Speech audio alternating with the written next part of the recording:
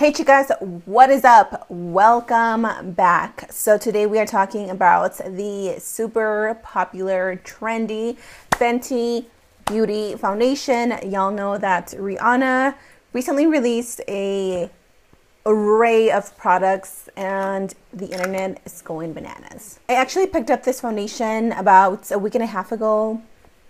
Más o menos. The first time that I filmed this video was a total disaster. I am a perfectionist and I did not like how the video turned out. So here I am again a week later.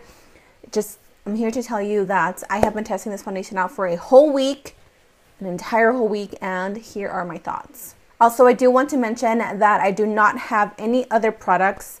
Honestly, nothing else really caught my attention. The primer, I just didn't think it was worth it for the price.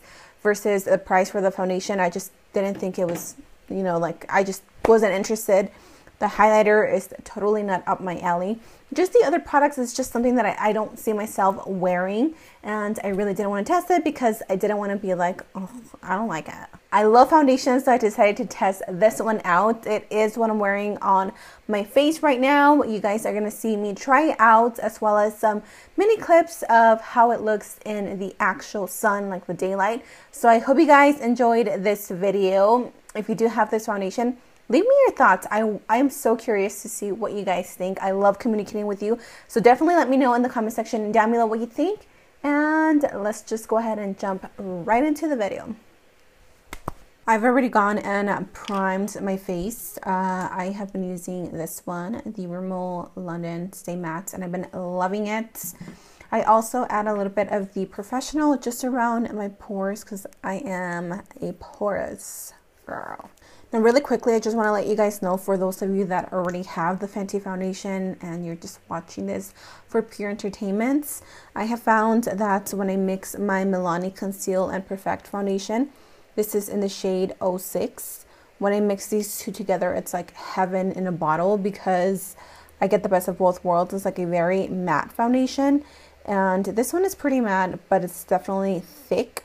So I have a hard time using this one alone. I'm going to show you guys really quickly the shade that I have, which is 330. So this is what the shade looks like, as you can see from the back of my hand.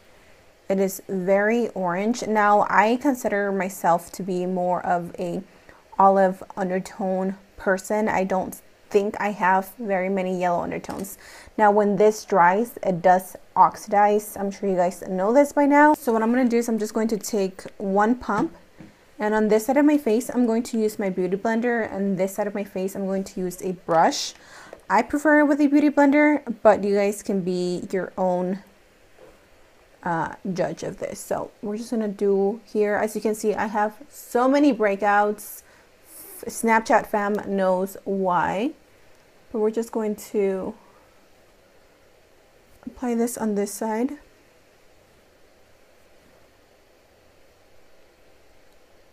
So as you can see, this is very, very, very warm compared to my skin tone. That's okay, because again, once it sets in, it actually looks really nice. I'm just going to quickly buff this in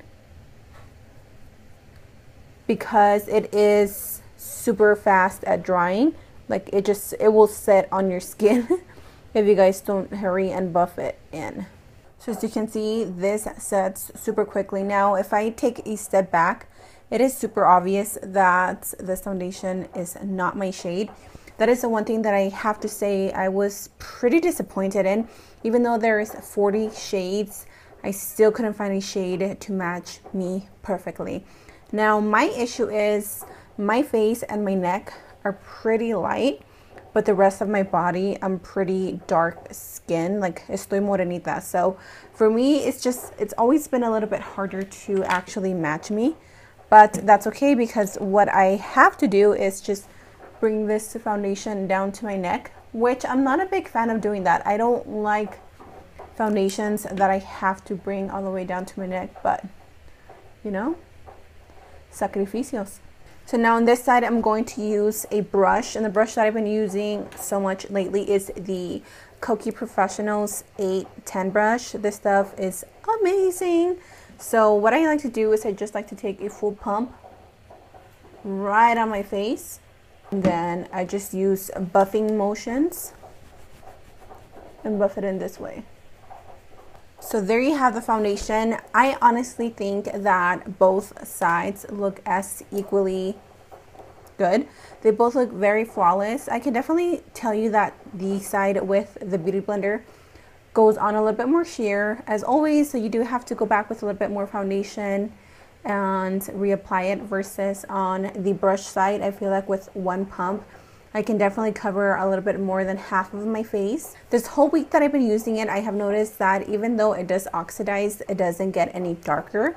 It just kind of sets in my skin and it looks a lot better. It looks like it actually belongs on my skin, if that makes sense. I love the finish of it. I think it's a beautiful matte.